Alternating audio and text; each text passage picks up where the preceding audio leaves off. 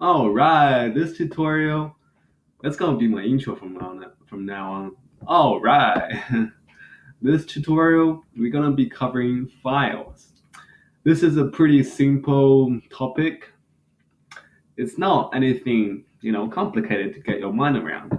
So that's why I like it. It's short, it's pretty simple. Let's aim to get this done under 4 minutes. So files are useful for storing data in your computer hard drive.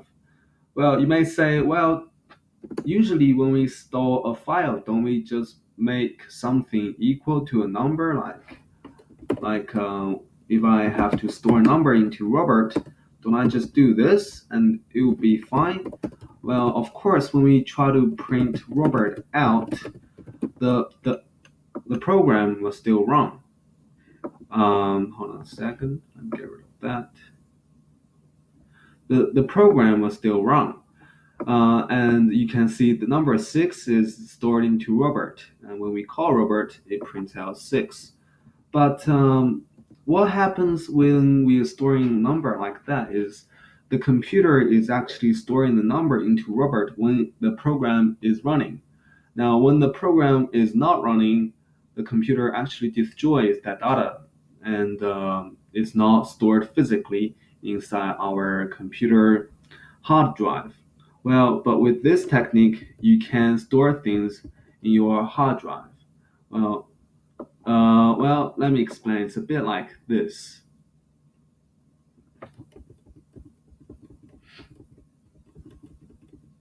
Okay, there we go. Right. Now, to begin, we need to create a class. And as you have seen before, we do this OF stream. That is our class name. And usually, when we are creating a class, we need an object. And our object name will be could be anything: Bucky file, Robert file, Robert file, Robert file. There we go. And using this object, we are opening a text and we are storing the text file in our computer just for the purpose of this example. So you may be familiar with calling functions using object because C++ is an object-based language, as we will know from before. And when we open it, we simply do this. I think. I think that's how you do it. Hold on a second. Yeah, that's right.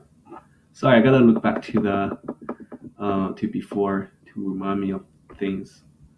Okay, hold on a second.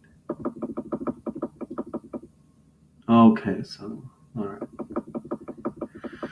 Now is the naming of the file. So when we are naming a file, it may be tempting to not include the double quotation mark, but you have to, and you have to enter the name of the file. In this case, watermelon, because I want watermelon right now. And after you type the type of the file, which is txt in this case. And with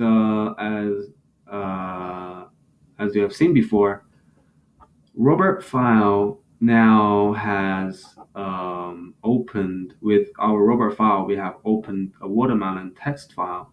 So when we want to input something into the text file, all we have to do is input something into the Robert file. So we do that by this, like watermelon, and that looks pretty good. And next, all we have to do is closing the program, and it's the same procedure as opening the program, the file. But when closing it, we just type close, where it used to be open. So now when we run this, everything should work out fine, but nothing should print on the screen. That's because we didn't tell the computer to print out anything on the screen. All we did was outputting this sentence into Robert file. And so you may be asking, well, where can I access this file? It's under, so if I open the directory of the hello file, so it's under the folder of your hello or whatever your program is called file.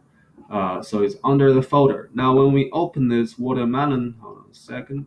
I shouldn't do that because open hello. So it's under. I'm gonna copy and paste that, and so I can access it here. Right. Now, when we open watermelon here, we're going to read "I love watermelons" and congratulations, you have just stored something in your notepad using C++.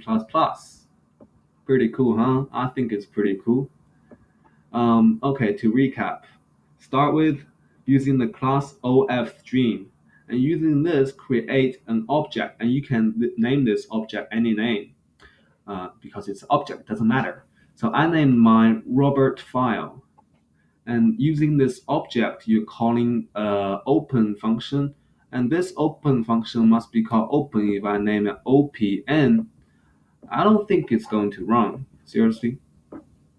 Yeah, I don't think it's going. So this is one of those another weird ones that you have to type open and close. So this is a hard file. Open it and close it. Oh, and another thing to take notes of: if you don't have watermelon file in your computer under this folder, the computer is going to know that and create one automatically for you. But if you already have one, well, that's a different story. The computer is going to go to that file and store um, new data in it. So if we do this now and go back to the same file as before, now that we have entered a new message into it, it's going to print out "I love tuna." So it's going to replace that message. So yeah, take notes of that. Don't hold on a second. All right. So I love watermelon. Okay. So when you're getting rid of the line before, and inputting another sentence into the same file, that sentence is going to replace the earlier data. So take note of that. And this is a file in a nutshell, simple stuff. OFStream, object open. If you want to output some type of data into the file, do so by saying the object name first and the double bracket stuff. That means output, and write your sentence. And then the last step is to close it using the object and the close function. All right, I'm having a good time, and right now I'm gonna get some drink.